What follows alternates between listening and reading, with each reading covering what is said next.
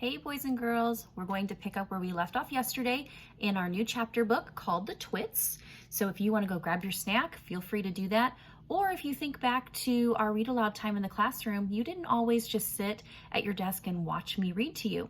You always would work on welcome work, or if you wanted to draw or write, you were able to do that. So if you want to do that during this read aloud time while you're playing this on your Chromebook, feel free to do that as well.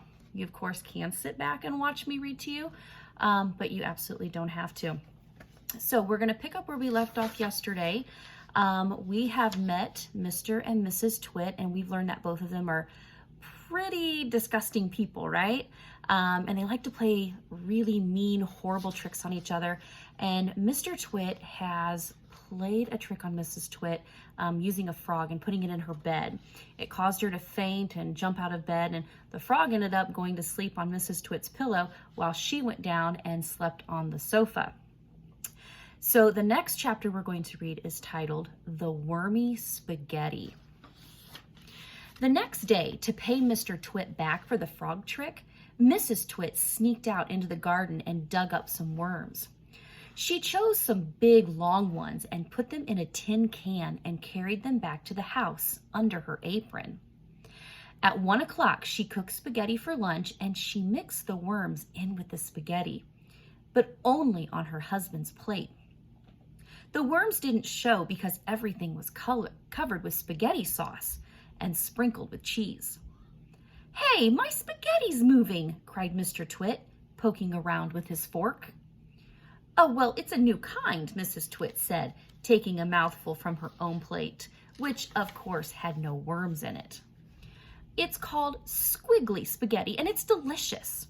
Eat up while it's nice and hot." Well, Mr. Twit started eating, twisting the long, tomato-covered strings around his fork and shoveling them into his mouth. Soon there was tomato sauce all over his hairy chin. "Well, it's not as good as the ordinary kind," he said, talking with his mouth full. "It's too squishy." "Well, I find it very tasty," Mrs. Twit said from her end of the table. She was watching him closely. It gave her great pleasure to watch him eating those worms. "Well, I find it rather bitter," Mr. Twit said. "It's got a distinctly bitter flavor. Buy the other kind next time." Mrs. Twit waited until Mr. Twit had eaten the whole plateful. Then she said, "You want to know why your spaghetti was so squishy?"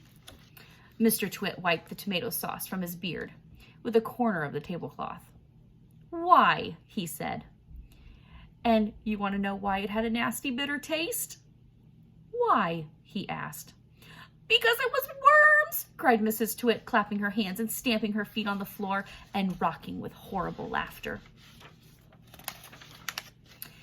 So the next chapter is called The Funny Walking Stick. And here we see Mr. Twit. Looks like he might have Mrs. Twit's walking stick, and I wonder what he's going to do. I wonder if he's going to pay her back. So let's find out. To pay Mrs. Twit back for the worms in his spaghetti, Mr. Twit thought up a very clever but very nasty trick. One night when the old woman was asleep, he crept out of bed and took her walking stick downstairs to his workshop. There he stuck a tiny round piece of wood, no thicker than a penny, onto the bottom of the stick.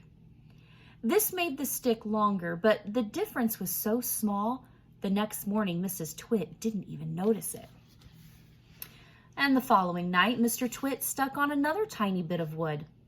And every night after that, he crept downstairs and added an extra tiny thickness of wood to the end of her walking stick. And he did it so very neatly that the extra bits looked like they were actually part of the stick. Gradually, but oh so gradually, Mrs. Twit's walking stick was getting longer and longer. Now, when something is growing very, very slowly, it's almost impossible to notice it's happening. You yourself, for example, you are actually growing taller every day that goes by, but you wouldn't think it, would you? It's happening so slowly, you can't even notice it from 1 week to the next. Well, it was the same with Mrs. Twit's walking stick. It was all so slow and gradual that she didn't even notice how long it was getting, even when it was halfway up to her shoulder. There we see her. See how tall her walking stick is getting? That stick is too tall for you, Mr. Twit said to her one day. Why, so it is, Mrs. Twit said, looking at the stick. I've had a feeling there was something wrong, but I couldn't for the life of me think what it was. Well, there's something wrong. There is something wrong, all right, Mr. Twit said, beginning to enjoy himself. What could have happened, Mrs. Twit said, staring at her old walking stick. It must suddenly have grown longer. Well, don't be a fool, Mr. Twit said. How can a walking stick possibly grow longer? It's made of dead wood, isn't it? Dead wood can't grow. Well, then what on earth has happened? Cried Mrs. Twit. It's not the stick, it's you, said Mr. Twit, grinning horribly. It's you that's getting shorter. I've been noticing it for some time now. That is not true, cried Mrs. Twit. You're shrinking, woman, said Mr. Twit. It's not possible. Oh, yes, it jolly well is, said Mr. Twit. You're shrinking fast, and you're shrinking dangerously fast. Why, you must have shrunk at least a foot in the last few days. Never, she cried. Of course you have. Take a look at your stick, you old goat, and see how much you've shrunk in comparison. You've got the shrinks, that's what you've got. You've got the dreaded shrinks. Mrs. Twit began to feel so trembly that she had to sit down. As soon as Mrs. Twit sat down, Mr. Twit pointed at her and shouted, There you are! You're sitting in your old chair and you have shrunk so much that your feet aren't even touching the ground. Mrs. Twit looked down at her feet, and by golly, the man was right. Her feet were no longer touching the ground.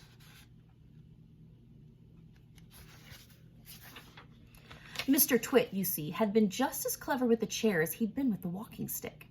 Every night when he went downstairs and stuck a little bit of extra onto the stick, he had done the same to the four legs of Mrs. Twit's chair. Just look at you sitting there in your same old chair, he cried, and you've shrunk so much your feet are dangling in the air. Mrs. Twit went white with fear. You've got the shrinks, cried Mr. Twit, pointing his finger at her. You've got them badly. You've got the most terrible case of shrinks I've ever seen. Mrs. Twit became so frightened she began to dribble. But Mr. Twit, still remembering the worms in his spaghetti, he didn't feel sorry for her at all. I suppose you know what happens to you when you get the shrinks, he said. What? Gasped Mrs. Twit. What happens? Well, your head shrinks into your neck, and your neck shrinks into your body, and then your body shrinks into your legs, and then your legs shrink into your feet. And in the end, there's nothing left except a pair of shoes and a bundle of old clothes. Oh, I can't bear it, cried Mrs. Twit. It's a terrible disease, said Mr. Twit, the worst in the world. Oh, how long have I got? Cried Mrs. Twit. How long before I finish up as a bundle of old clothes and a pair of shoes? Now Mr. Twit put on a very serious face. Well, at the rate you're going, he said, shaking his head sadly, I'd say not more than 10 or 11 days. But isn't there anything we can do? Cried Mrs. Twit. There's only one cure for the shrinks, said Mr. Twit. Oh, tell me, she cried. Tell me quickly. We'll have to hurry, said Mr. Twit. I'm ready. I'll hurry. I'll do anything you say, cried Mrs. Twit. Well, you won't last long if you don't, said Mr. Twit, giving her another grisly grin. What is it I must do? Cried Mrs. Twit, clutching her cheeks. Well, you've got to be stretched, said Mr. Twit. Tomorrow, when we come back for our read aloud time, we're going to read the next chapter that's called Mrs. Twit Gets a Stretching. I'll give you a sneak peek at what Mr. Twit might be thinking to do to Mrs. Twit. So we'll find out tomorrow. Can't wait to see you guys. Bye-bye.